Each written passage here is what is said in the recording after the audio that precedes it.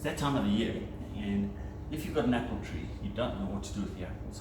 You know, it's the funny thing about growing yourself is that you grow it, and all of a sudden you got so much of one thing that you don't know what to do with it, and it all falls to the ground and becomes compost. I think a vital part of the circle of life. But we've got two types of apples on the farm. We've got a Merton Russell, which is an heirloom old strain apple, and we've got some Granny Smith. Now you'll notice they've got bug marks in them, and that's the glory of it. You know, we don't put any poisons on them. If the bugs are eating them, you can eat them. You go to the shop and somehow these things last for months and they look perfect. They look like plastic. Okay, now you know these are really good for you to eat. Okay, so now we need to peel them, process them. At this time, if you've got a lot of time on your hands, get the family together, sit around, talk, actually do what families are supposed to do. So I'm going to make two things. I'm going to preserve some apples for pies going later, because later in the year you wish you had all those apples. And with these ones, I found that they're very, very pulpy and they fall apart. So they're not good for apple pie. So I'm going to make some apple sauce. And then I'm going to make an apple pie, and I'll go through the ratios with you in a minute. I've got some peeling to do. The way I do the peeling, okay, is I take the top off, take the bottom off, save this for composting or for worms. If you've got some worms, it's always a great way to get rid of your offcuts of vegetables, and wonderful for compost, saves you on there. Then what I do is I just take a normal peeler and I peel all the edges off. Once I've done with this, I want to cut it into the wedges, and I'd like you to see how I do that, because you know there's two ways to do it.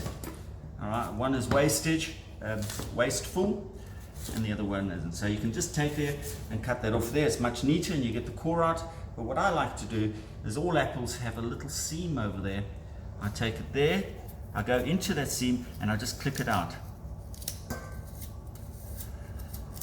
And you see, it cracks through that. Some of the apples, especially when you're working with heirloom or homegrown, they've got little flaws in them. I take the core like that and I follow that little green seam, and I've got it there. And then I'm going to cut it into nice even strips. So, loads of peeling and grumpy teenagers later.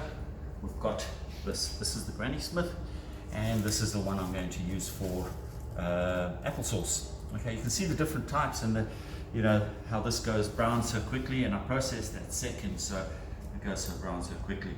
Okay, so for the apple pie, I'm going to boil it, and I'm using, because it's Granny Smith, I'm going to use some sugar. I generally put sugar in because it's quite sour if you're going to put it in. I want it still a little bit tart, so I'm using 200 grams of sugar to a liter of water. So I have 3 liters of water here. I have 3 kilograms of apples, and I have 600 grams of sugar. So 3 liters, 600 grams, and 3 kilograms of apples. Okay, for the apple sauce, I want it to be a little bit sweeter. These are quite tart apples, and they fall apart when they start to boil. So I want it to be a little bit drier, and you'll see why. And I used 500 mils of water, and I got 300 grams of sugar. Once again, put them all in the pot, and we just boil the shit out of it. So I've got both the apple sauce and the preserved apples going at the same time. For the preserved apples, all I'm doing is I'm going to bring it to boil. Remember, it cooks when it's in the pie itself. You don't want to overcook it. You don't want it to pulp up. Alternately, for the apple sauce, you want it to pulp up, and we're going to blend it up and nice and smooth. Okay, so as soon as this comes to the boil, I'm going to strain it off, and I'll show you how the process putting it into the bottles. Okay, apple pie. All right, just going to make a simple biscuit crust. Now, all biscuits are related to the same thing, which is just your short crust biscuit. It's the ratios that go in there. For a basic biscuit, the ratios are the sum of the butter plus the sugar equals the flour plus 1/3 eggs. For this purpose, I'm going to use butter, 350 grams, sugar, 350 grams. The sum of the 2 equals 700 grams, and 1/3 eggs approximately equals 2. That's 50 gram egg each, making 100 grams. Okay, so butter plus sugar equals flour. Into my handy dandy Kenwood A701, and this one's name is Katie Kenwood. Right, cool. Katie Kenwood's ready. Put it on slow to start with, or you can mix it in with your hands. Right, mix it until it's totally mixed. Applesauce reducing away. I'm just going to boil it until it's totally pulpy, but you can see it's all pulpy and falling apart. It's just the type of apple. Here for the Granny Smith, I just want it to come to the boil. As soon as it comes to the boil, I'm going to bottle them. Okay? Smells like mulled wine. Okay, when your mixture is crumbly, that's essentially what I'm going to use. So I'm trying not to make two different recipes. I'm going to take some of the crumble out for the top of the apple crumble. That should be nice on top, and that will melt and become a nice crusty bit on top. Reserve that for a little bit later. Now you take your eggs, switch it on slow once again, break your eggs inside.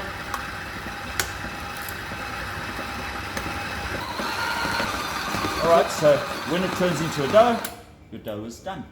Now all we need to do is roll it out, fill the pie case, and we get back to the apples. Okay, so as I've done previously, I make a nice sausage, pat it down nicely, a little extra flour. Just remember, a little more flour than you're probably used to. Roll it out. The less you work with this, the better. So try to be as accurate as possible. Okay. And you're ready to line. To pick it up, roll it over your rolling pin or whatever you're using to roll. Let it drop into your pan. Lift it in, let it fall rather than force it. I would have forced it because I wouldn't have known any better. As every young teenager thought. And then you break it off. Beautiful. So the applesauce is breaking down and reducing nicely. I put the stove down on low, so it's just going to simmer there. This has come to the boil. I don't want to cook it too long, so basically strain it out. After the magic of editing, alright, I don't know if anybody noticed, but it had become quite pulpy. I was trying to do the crust and all of those things in between just to save some time, and I left it to boil a little bit too long, so I've got a whole lot more applesauce. But luckily for the neighbor across the road, we had a whole lot of apples, so I've just processed them quickly, and I've done it properly this time, and you can see apples are quite crisp. So I've taken the water, I used exactly the same process. I'm going to put the water back on the stove and keep it to the boil. Back on the stove boiling, I'm going to feed these apples, and helpful hint, take the apples, put them in with a bowl, so if you drop anything, they just drop into the bowl. I work as fast as possible so the apples stay hot. Okay, bottle, cram as much as you can in, and we're going to top that up with water a little bit later, as soon as that water's boiling.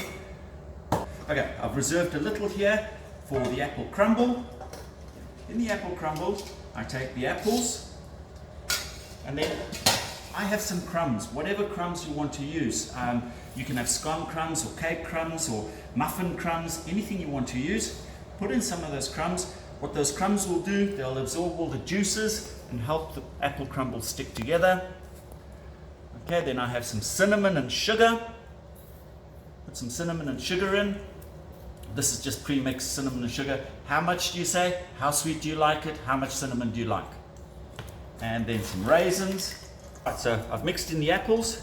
I'm just adding it to the tart base. Don't worry about pre-baking it. Don't worry about any of that stuff. If you bake it properly, you won't have a soggy bottom. Okay. Especially now. Okay, I'll stop right there.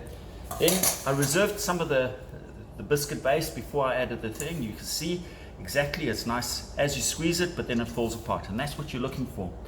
You just put it on top of your apple crumble. Okay, so I've smoothed off the crumble on top. In German, they say it's a Streusel. Oven set at about 170. into the oven. How long? About 25 minutes in this oven. In your oven, I don't know. Give it a try. When it's ready, it's ready. It's nice and golden brown. You're ready to go. All right, so my syrup is boiling again. I've put my apples inside the jar. Boiling syrup, whatever was drained off. Pour it into a nice jug that's easy to pour. Top it up.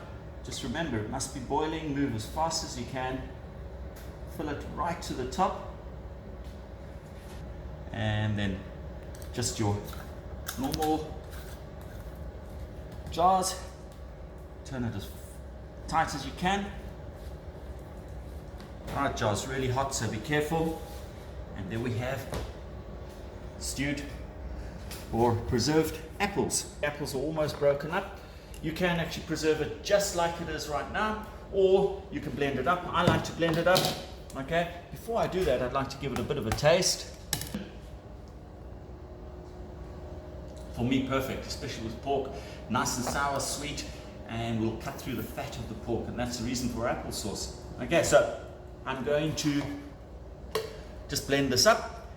So I've blended this up. It's still really, really hot. I'm just pouring it into my preserve jar. Oh, looks yummy. And seal it up. Job done. All we need to do is wait for the apple crumble. Alright, so you've always got a little bit of dough left over. What to do with it? As I said earlier, it's just a basic butter dough. I roll it out, put them on a silicone mat, and I bake them at about 170 degrees. That's going to go down really well with a cup of tea and lock, stock, and 2 smoking barrels tonight.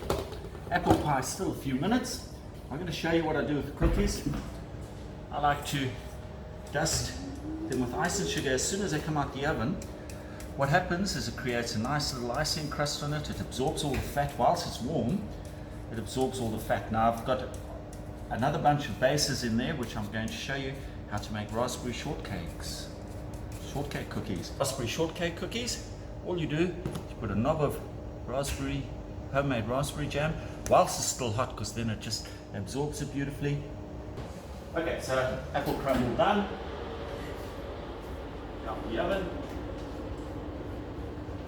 Right, I just need to fall off there. So shaped on, and I've got some tasters here. So we just straight away out. It's very delicate. I would normally leave it for about 20 minutes.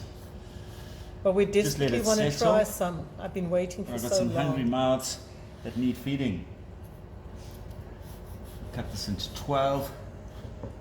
That's alright, so sprinkle a little bit of icing sugar, and let's see what it looks like inside. Beautiful. One. Okay, so we've got our tasters going there. How's that, guys? Hot. Sweet. I've got some cookies here, some applesauce, some preserved apples, and beautiful apple crumble. Enjoy, have fun, and stay healthy.